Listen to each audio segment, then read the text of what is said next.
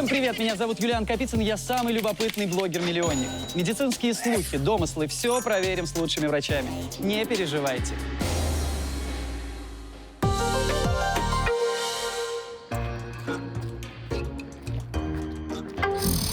Звук невероятный. И какие спать под такие раскаты грома. Здоровье, москвичи! Да уж, проблема. Не зря из-за храпа люди даже расходятся. Но невозможно спать с человеком, который храпит. Более того, храп может быть смертельно опасен. Из-за него возникают проблемы с сердцем даже у молодых. Надо спасать эту семью. Сейчас я отправлюсь к ним. Будем вместе разбираться, как избавиться от храпа раз и навсегда. Добрый день, мы семья Романовых. Я Денис. А я Лена. У нас проблема с храпом. Я храплю. А я страдаю. Вы начинали встречаться, и храп уже был, или появилось со временем? Нет, с момента нашего знакомства он уже храпел. То есть вы были готовы к этому? То есть вы принимали таким, какой есть? Да. Ничего себе. Сильно это мешает, мучает, терроризирует вас? Ну, конечно, тяжело уснуть, когда муж храпит, я не высыпаюсь. Соответственно, днем потом чувствую себя разбитой, ну и злой. Боролись какими-то способами? Уже пробовали какие-то Да, методы? пытались. Мы использовали спрей от храпа, затем мы использовали капу, клипсы в нос Так. и бандаж, а также еще специальный пластырь на нос. И помогают вот эти приспособления? Ну, честно говоря, помогают очень мало, и они все неудобны. То есть проблему это не решает. Мы для этого и здесь будем решать ее вместе с нашим экспертом. Владимир Михайлович Зайцев, лор-врач высшей категории, кандидат медицинских наук, руководитель лор-клиники.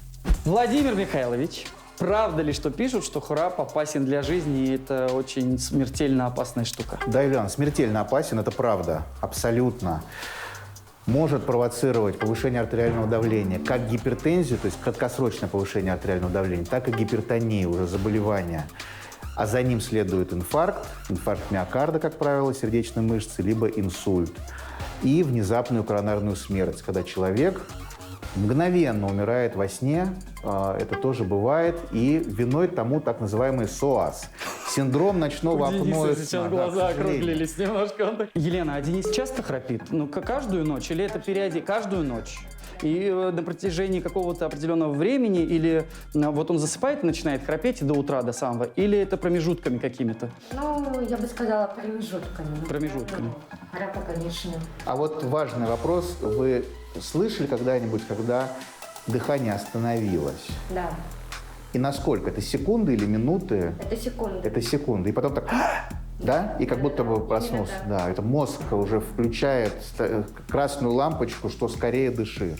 Плохо, что это есть, хорошо, что это не минута. А люди бывают в состоянии гипоксии мозга минутами. Конечно, это очень плохой предвестник, так скажем. С этим нужно заниматься обязательно. Денис с Еленой показывали мне разные средства, которые они использовали. Но утверждают, что, в принципе, они не очень сильно помогают, и спать в них неудобно. Специальные бандажи, которые не позволяют открыть рот. Шарики под спину. Специальные спреи для мягкого неба существуют, которые делают его более тонусным. Это все временное решение проблемы. Нужна диета, нужно сбрасывать вес, это раз. И нужно решать проблему носового дыхания. Вы начали уже рассказывать, как можно избавиться, в принципе, от храпа. Избавиться от лишнего веса. Что еще? Всеми путями стараться не спать на спине, а спать на боку. Второй момент – это момент подушки. Если подушка высокая или подушка взбитая, или вы ее ставите практически вертикально, то у вас голова вот в таком положении находится. Все перекрыто. Воздух просто не может проходить в принципе. Поэтому подушка должна быть либо ортопедическая, анатомическая, и третье – это все-таки сбрасывать вес. Жировая клетчатка откладывается не только на уровне живота, туловища, но и в шее. И когда мягкое небо встречается с задней стенкой глотки, то человек храпит. Несколько лет назад я сбросил достаточно много, то есть около 30 килограмм, и до этого храп был намного сильнее. То есть я сбросил вес, стало супер заметно лучше. И это хорошо. Владимир Михайлович, вы сказали, что мы какие-то упражнения сегодня посмотрим, и есть какие-то упражнения, которые могут избавить от храпа или уменьшить его. Что можно делать в домашних условиях? Нужно тренировать свое мягкое небо. Вы открываете рот и делаете так.